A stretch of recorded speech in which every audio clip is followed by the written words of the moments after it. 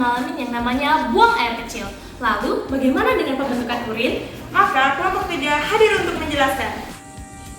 Proses pembentukan urin ini penting untuk menjaga keseimbangan cairan, elektrolit, dan pengeluaran limbah dalam tubuh. Jadi teman-teman jangan ditahan ya. Ginjal adalah organ utama yang berperan dalam pembentukan urin. Ginjal memfilter darah untuk menghilangkan zat-zat limbah dan mengatur keseimbangan air dan elektrolit dalam tubuh yang kemudian akan dikeluarkan dalam bentuk urin.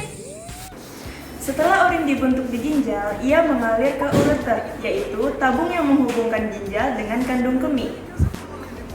Kandung kemih ini adalah tempat penyimpanan urin sementara sebelum dikeluarkan dari tubuh. Ketika kandung kemih penuh, urin akan dikeluarkan melalui uretra.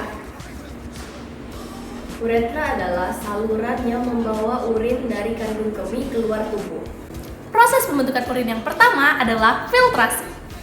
Filtrasi merupakan proses yang terjadi di ginjal, khususnya di bagian yang disebut glomerulus. Ini adalah tahap pertama dalam pembentukan urin dan melibatkan perpindahan zat-zat di dalam darah ke ginjal melalui proses penyaringan.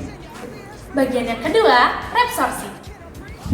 Reabsorpsi setelah filtrasi, cairan yang telah disaring melewati proses reabsorpsi ini adalah proses perpindahan cairan dari tubulus kembali ke pembuluh darah. Tujuannya adalah untuk mempertahankan zat-zat yang masih dibutuhkan oleh tubuh seperti gula dan garam, sementara zat-zat limbah tetap dalam urin.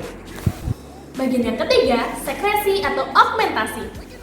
Sekresi atau augmentasi adalah tahap terakhir dalam pembentukan urin di mana zat-zat tambahan yang tidak dibutuhkan oleh tubuh dikeluarkan dari darah ke dalam ginjal. Proses yang keempat, konsentrasi.